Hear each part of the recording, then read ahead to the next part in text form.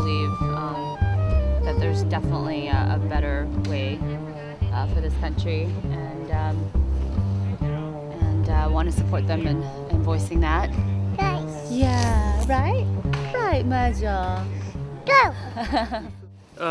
This morning, I had to get my one-year-old up and going, and my work and my one-year-old kind of keep me from being here all the time.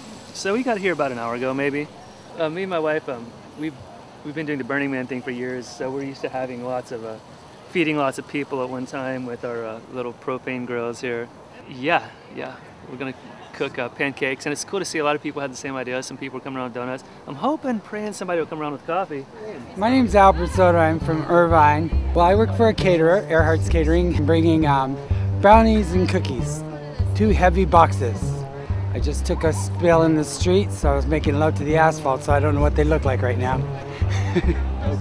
Anybody know where the food tent awesome. is? Yes, it's just Bacon down, flavored go water. up Spring, you'll see the food tent on the right. I think it's individual people just rising up to say that they've had enough with the current situation, and that's how it's going to change, kind of one by one. I mean, if we wait for the big historic things, I just don't think that they happen. I guess it just took a while for critical mass to happen, for enough people to get pissed off. And it's cool. I feel like, in a way, the left has been in a coma since the 60s, and it's finally waking up, and not just here, but all over the world. There's so many issues, from energy to water to food. I'm worried about his food all the time. I think it's just been a confluence of factors. Maybe it's Aquarius, who knows, setting in on 2012.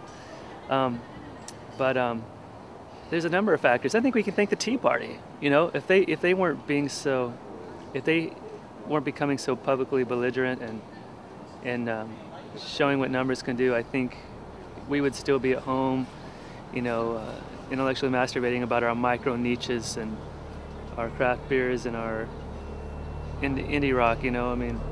It's cool to see the hipsters finally getting off the couch and doing something to make a difference, and not just the usual. It has been very frustrating trying to find a job in this economy. I have actually. I was laid off back in 2009 because of the economic crash. And I've had a couple of little jobs since then, but I haven't really been able to find anything since.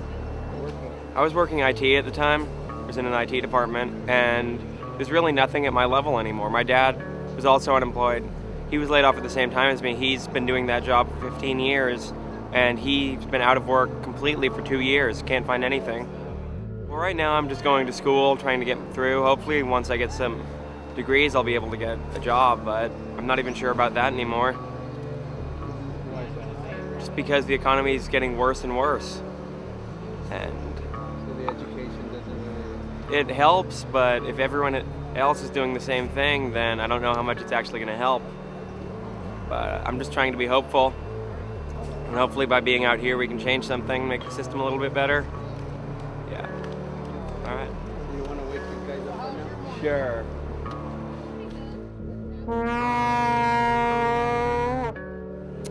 I think people's sense of entitlement and really raping of the world is detrimental to our future and obviously to his. Our resources are being depleted, whether it be water or energy or coal or whatever it is, and we're not using it in an efficient manner that's going to really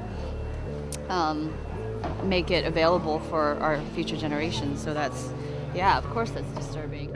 I don't think it's the business people's fault. I just think that the way the system's set up, it reinforces that behavior. It's, they have a fiduciary duty to their shareholders, so that's all they're concerned about. Profits, more profits. Like, every quarter can't be more profitable than the last, but yet they have a duty to try to make it so, and if it isn't, then they need to lay off people. They need to take those steps to try to make it more profitable, but that means people's lives, that means the economy, that means the environment, and that's kind of where we've gotten to, where they're rewarded for doing that. They take huge salaries and bonuses, and they're rewarded for losses and gains, where the rest of society suffer, and that's just not it's not sustainable. It's not sustainable. So.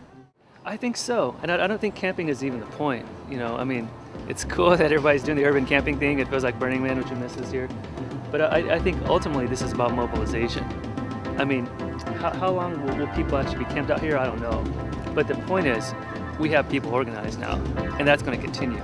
You know, whether or not we're camping here in our apartments. I mean, and next year, you know, when things start heating up around election time, you know, all the organizing that we're doing now, that's when it's going to really pay off.